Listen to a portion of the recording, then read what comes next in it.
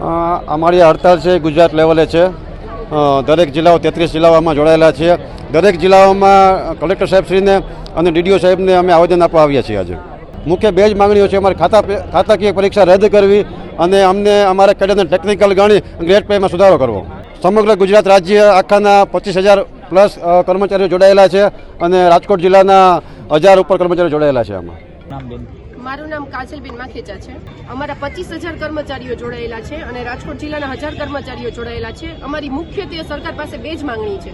પહેલી ટેકનિકલ પગાર સુધારણાની અને બીજી ખાતાકીય પરીક્ષાની. અને ટેકનિકલ પગાર સુધારણામાં એવું છે કે 2022માં કમિટી બેઠી હતી, 6/3/2024માં આ ઠરાવ પસાર કરેલો છે, પણ સરકારે આજ દિન સુધી આની અમલવારી નથી કરેલી. એટલે આ ઠરાવ થઈ ગયેલો છે અને અમલવારી બાકી છે. અમે ટેકનિકલ કામગીરી કરીએ છીએ. અમારી ચારેય કેડરો, અમારા ભાઈઓ ઘરે ઘરે જઈને આયુષ્માન કાર્ડ કાઢે છે, આભા કાર્ડ કાઢે છે, બહેનો રસીકરણની ટેકોમાં એન્ટ્રી કરે છે. ટેકનિકલ કામગીરી કરતા હોવા છતાં ટેકનિકલ પગાર સુધારણાની અમલવારી અમારી કેડર ઉપર થઈ નથી.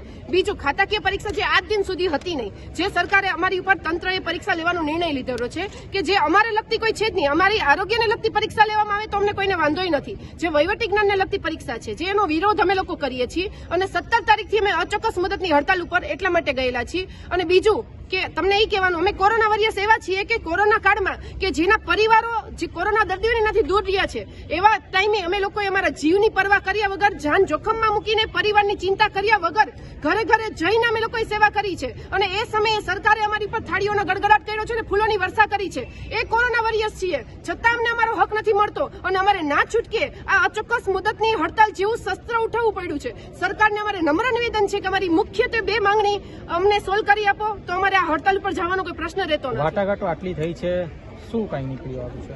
હજી સુધી કોઈ નિવાણું આવ્યું નથી. આ ઠરાવ પાસ થયેલો છે, આટલી કમિટીમાં આટલા મેમ્બરો બેઠા છે, છતાં હજી એનો કોઈ અમલવારી થઈ નથી. સરકારે ઠરાવ પાસ કરી દીધો છે પણ અમલવારી નથી. 2022નો ઠરાવ છે.